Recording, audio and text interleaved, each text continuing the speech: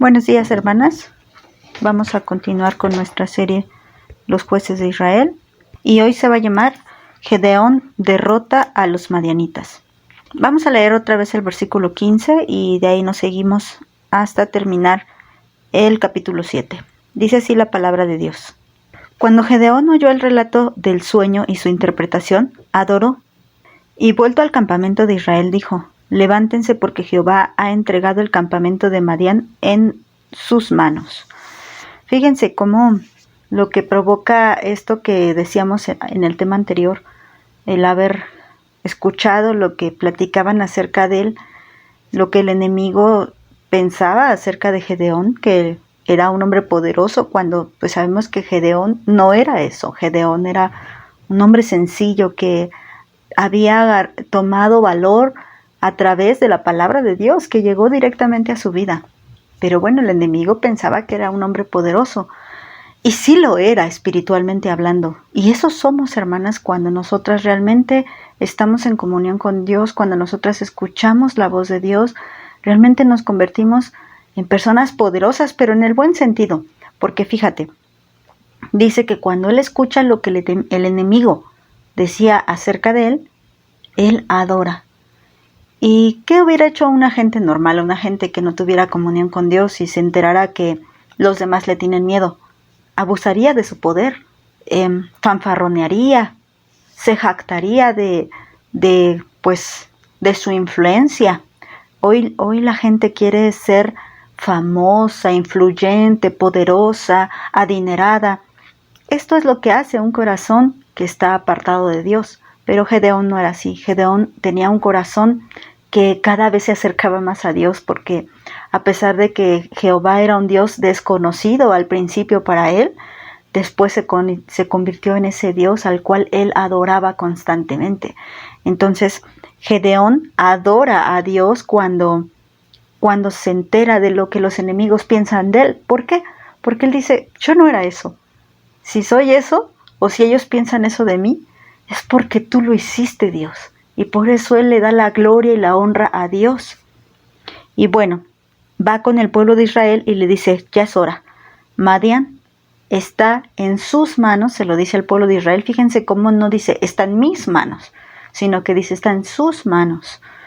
Dice el versículo 16, y repartiendo los 300 hombres en 3 escuadrones, dio a todos ellos trompetas en sus manos y cántaros vacíos con teas ardiendo dentro de los cántaros. Y les dijo: mírenme a mí y hagan como yo hago.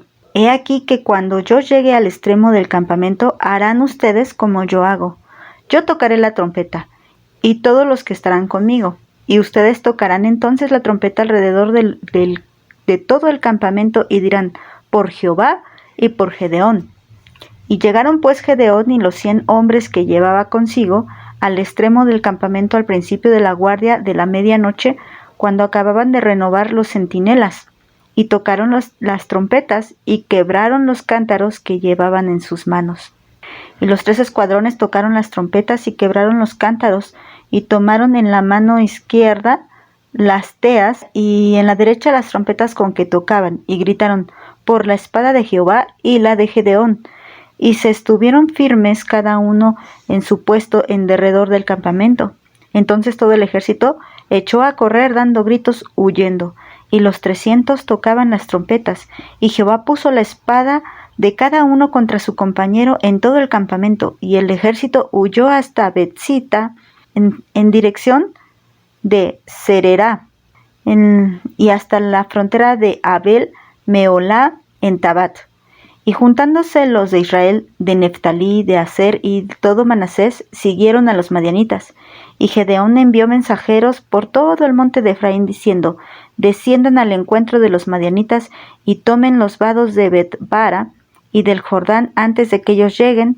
Y juntos todos los hombres de Efraín tomaron los vados de Bet-bara y del Jordán, y tomaron a 2 príncipes de los madianitas, Oreb y Zeeb.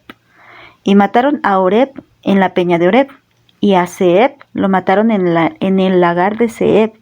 Y después que siguieron a los madianitas, trajeron las cabezas de Oreb y Zeeb a Gedeón al otro lado del Jordán.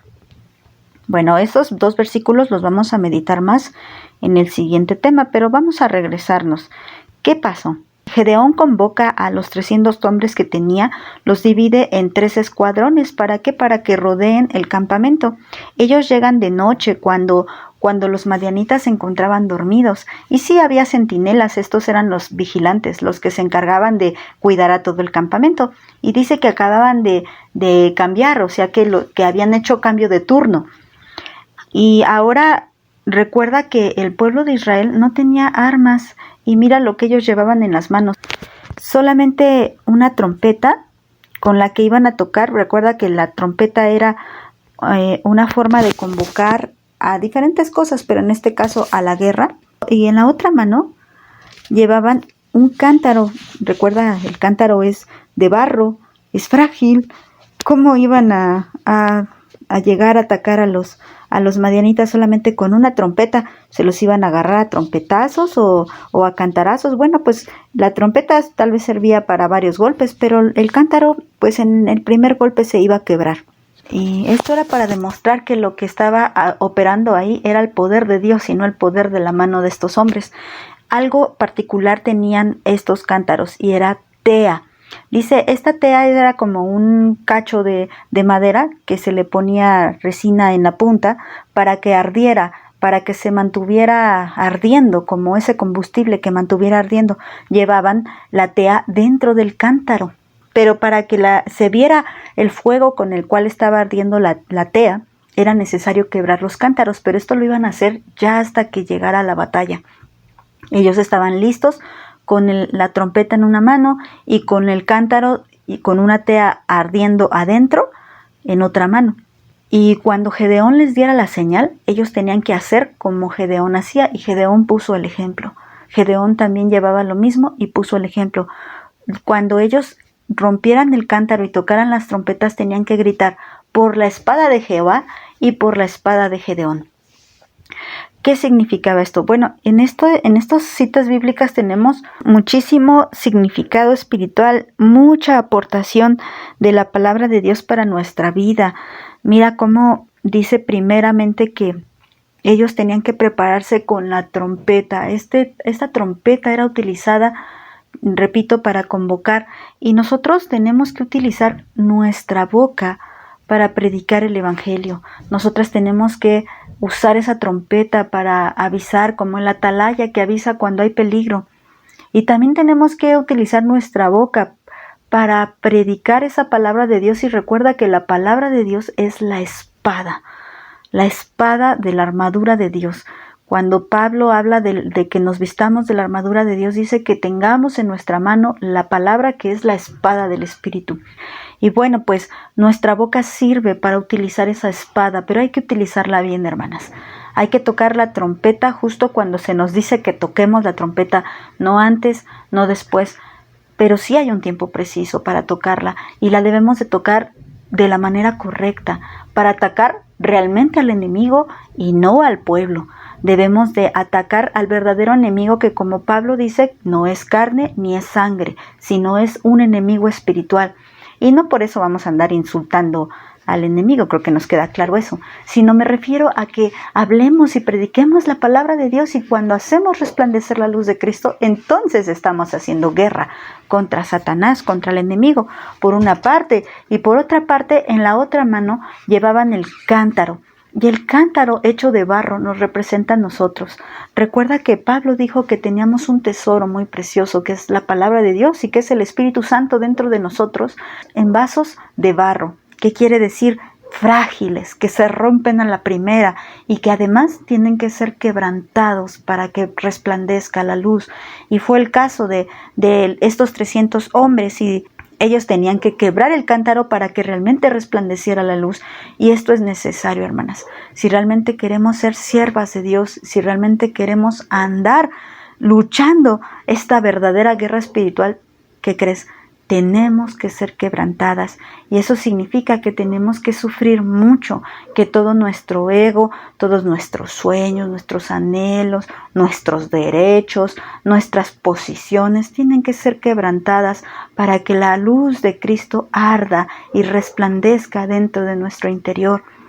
Esto es algo que estremece mi corazón porque es tan difícil dejarse quebrantar. Siempre queremos estar peleando nuestros derechos y yo no merezco esto, o yo sí merezco esto, a mí no me vas a hacer esto, a mí no me vas a hacer el otro, o yo no te voy a tolerar esto. Hermanas, tenemos que ser quebrantadas. Ojalá el Espíritu de Cristo nos haga entender esto, para realmente ganar, para realmente tener la victoria contra el enemigo, contra esos innumerables enemigos que están ahí para atacarnos, para consumir todo lo que tenemos. Necesitamos ser quebrantadas, y cuando seamos quebrantadas, entonces la luz del Espíritu Santo se verá. Y fíjate, es como cuando Juan dijo que yo mengüe para que Él crezca. Eso significa ser quebrantadas, que yo desaparezca y que el Señor se haga más grande. Y eso fue lo que estaban representando estos hombres. Ok, llegan allá y resulta que los madianitas están dormidos y solamente están los nuevos guardias que acaban de tomar turno. Y cuando escuchan esto por la espada de Jehová y por la espada de Gedeón, pues ellos se imaginan que venía todo un ejército armado, pero no era así. Venían armados, pero del poder de Dios, en obediencia. Ellos haciendo esto, dejándose quebrantar y ciertamente sí iban a hacer cosas muy, muy tremendas, pero por el poder de Dios. Cuando ellos se despiertan, imagínatelos, están todos modorros. Yo así les digo cuando se acaban de despertar, están modorros. Quiere decir que todavía no saben ni qué pasa, todavía oyen de lejos, todavía ven borroso. Y esto era lo que estaba pasando con los madianitas, estaban todos adormilados.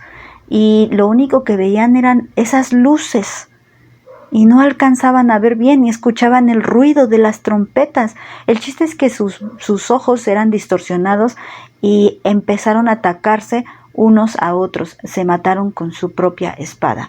Gedeón no llevaba espada. Ninguno de los 300 hombres llevaba una sola espada. La espada que mató a los madianitas fue la propia espada madianita. Entre ellos se mataron. Hubo confusión en el campamento. Los reyes alcanzaron a escapar y es los últimos 2 versículos que vamos a meditar en el tema siguiente. Pero bueno, para darles un adelanto, los príncipes escapan, 2 príncipes de los madianitas escapan y entra una 5ª tribu a pelear y ellos son los que matan a estos 2 príncipes. Y bueno, vamos a dejarlo hasta aquí. Que el Señor las bendiga.